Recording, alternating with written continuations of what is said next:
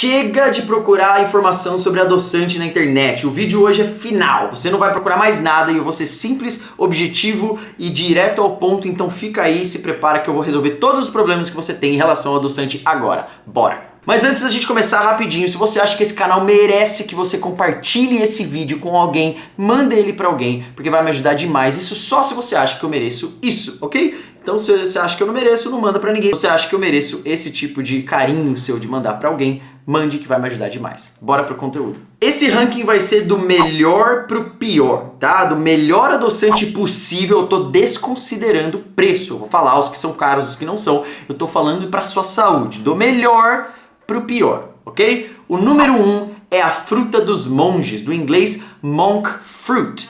E do chinês, porque esse adoçante vem de uma fruta chinesa, é chamada de luohanguo. Perceba o meu sotaque, se você assina Certo Saudável há algum tempo, você sabe que eu morei na China há 5 anos, até comecei esse canal lá, então eu tenho um pouquinho de mandarim aí ainda em mim. De longe, esse é o melhor adoçante que você vai encontrar no mercado. No mercado, eu digo na internet, que no mercado é muito difícil de achar. Essa fruta, luohanguo, a fruta dos monges, ela é uma fruta cheia de antioxidantes, ou seja, vai ajudar o seu corpo a lutar radicais livres, a célula mal feita, a proteína quebrada, vai ajudar a fazer uma varredura, vai ajudar a tirar todo aquele estresse oxidativo do seu corpo, ou seja, você está adoçando alguma coisa e ganhando com isso, tá? É uma coisa que não está nem saindo de graça para o seu corpo, eu tô tomando um adoçante que não vai me dar calorias, não, ele está ajudando o seu corpo a funcionar. E o melhor, ele tem zero retrogosto se for puro, tá? Então presta atenção se ele não está misturado com algum outro tipo de adoçante ali, tem que ser puro. A fruta dos monges, ou a monk fruit, é 150 vezes mais doce do que o açúcar, então você acaba economizando um pouquinho aí, tá? Porque você usa menos do que você usaria um açúcar ou um outro adoçante. E ele tem praticamente zero influência na sua glicemia e na sua insulina, então olá diabéticos, se você está preocupado com isso, monk fruit é um excelente o melhor adoçante que você pode conseguir na face da terra hoje. Só não faz bem pro bolso, ele é bem carinho. Então, se você consegue, você tem a capacidade de comprar isso, show de bola. 2.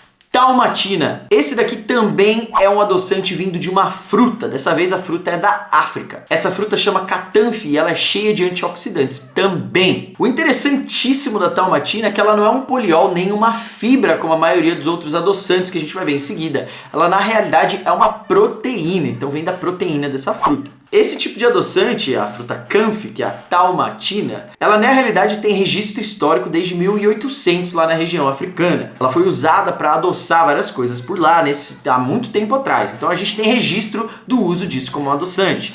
E o legal é que a número 1, a fruta dos monges, e a número 2, que é essa catanfe, a dalmatina, ela vem de frutas. E a fruta é a única parte da planta que não tem mecanismos de defesa contra a digestão.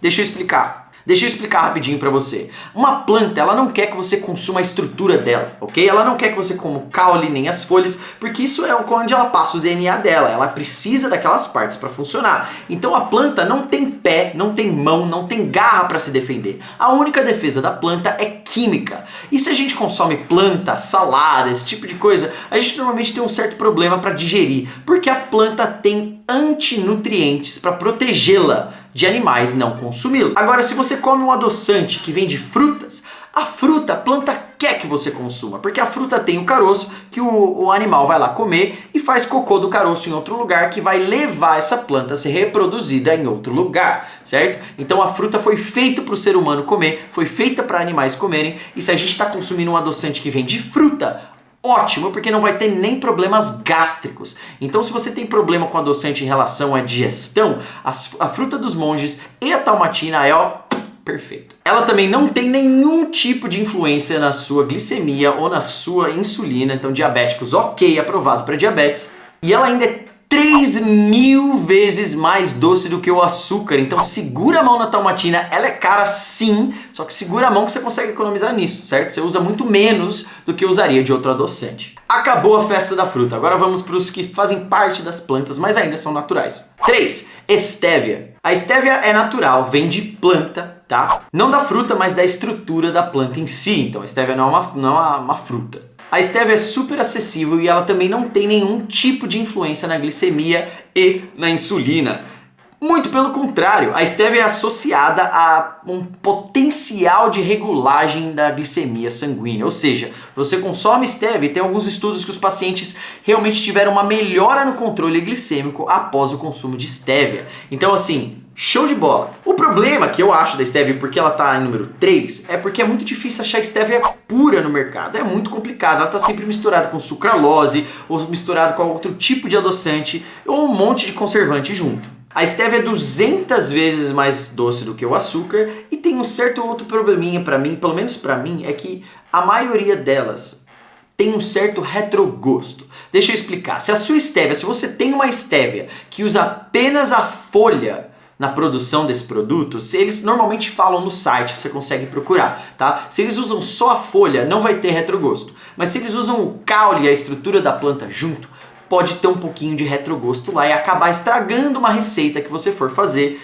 colocando essa stevia. Principalmente as líquidas eles acabam fazendo com a estrutura. Aí fica um amargorzinho assim meio... Algumas pessoas percebem, algumas outras não. Eu percebo. Então se você for consumir stevia, você tem que ficar muito pesquisando demais o produto que você vai comprar para saber se ele usa folha ou não caule e para saber se ela não está misturada com muita coisa.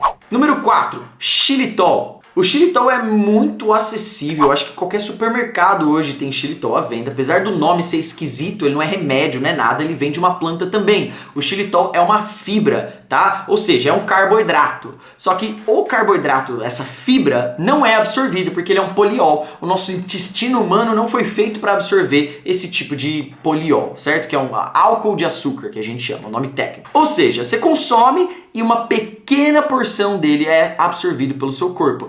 O problema é que assim, não existe almoço de graça. Então se esse poliol passa direto para o seu intestino, tem muito intestino por aí de algumas pessoas que acaba se irritando, tendo uma certa irritação, justamente por não conseguir absorver. Tá tentando passar por esse processo mecânico de absorção e é impossível e acaba machucando o intestino de algumas pessoas. Aí vem um certo estresse intestinal. Mas ele não influencia nada na glicemia sanguínea nem na insulina, então é aprovadíssimo para diabéticos. Ele é ótimo para receita low carb cetogênica, muito bom. Ele é interessante, o xilitol faz muito bem para a saúde bucal, tá? Ele é muito utilizado em pasta de dente. O xilitol, se você for ver a composição da sua pasta de dente, muito provável tem xilitol lá. Agora, antes de eu ir pro próximo, lembra que eu falei para enviar esse vídeo se você acha que esse conteúdo merece ser compartilhado com seu amigo, seu grupo de família, grupo de amigos, sei lá. Se você acha que eu mereço isso, compartilha lá, vai me ajudar demais. Vamos pro número 5. Eritritol é o irmão do xilitol. Esse poliol passa também direto pelo intestino. Na realidade, ele passa mais direto ainda do que o xilitol. Ele tem menos absorção do intestino humano do que o xilitol, o que pode causar mais estresse intestinal para algumas pessoas.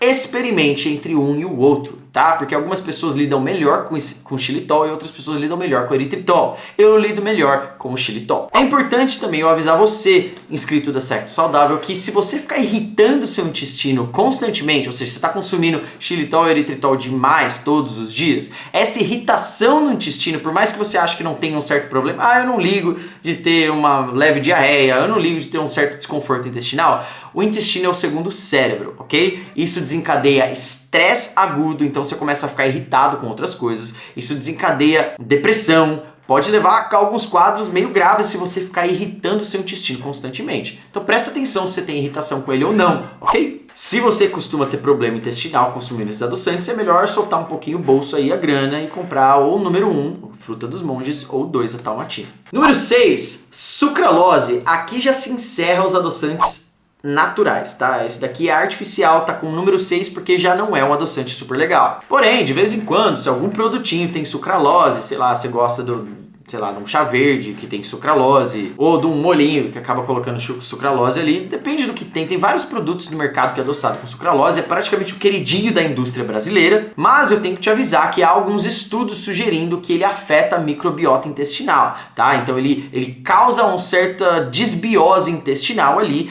e isso no curto prazo não vai ter problema para você, mas no longo prazo, se você constantemente consumir sucralose, pode dar um desequilíbrio tão grande no seu intestino que sua capacidade de absorver açúcar e glicose vai ser comprometida, a sua capacidade de emagrecer em uma dieta vai ser comprometida, e isso tudo a gente tem muito a conhecer ainda sobre as bactérias intestinais. A gente sabe 5% de tudo, sabe? É que nem o universo, a gente sabe muito pouco. A gente sabe muito pouco do nosso universo que está bem aqui na nossa barriga. Então, eu prefiro não consumir sucralose porque eu sei que as bactérias têm muito mais a oferecer do que a gente já sabe. Número 7, horror, aspartame. Aquele da Coca Zero, de todos os refrigerantes zero que eu conheço. Corra para as colinas. Seguinte, muita gente vai te dizer que não existem estudos conclusivos, eles são todos inconclusivos sobre a relação entre aspartame e câncer.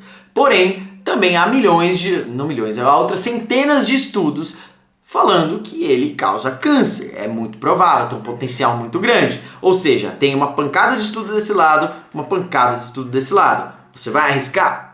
Porque parece que tem muita empresa grande dependendo desse tipo de adoçante. A Coca-Cola já adicionou um pouco de sucralose no seu ingrediente para tentar ir mudando a fórmula. Assim, eu não quero falar nada, não quero assustar ninguém, mas se eu fosse você, eu não colocaria esse tipo de adoçante no corpo. Ainda mais porque na minha família há muita incidência de câncer, principalmente câncer de intestino. Então eu pulo fora porque isso não vale a pena para mim. Eu tenho certeza que não vale a pena para você também. Eu espero que você tenha gostado dessa lista que eu criei e mais uma vez envie esse vídeo para o seu grupo de família ou para o pessoal que você acha que vai desfrutar desse tipo de conteúdo, beleza? Muito obrigado mais uma vez, meu nome é Rodolfo, eu te vejo na próxima. Valeu!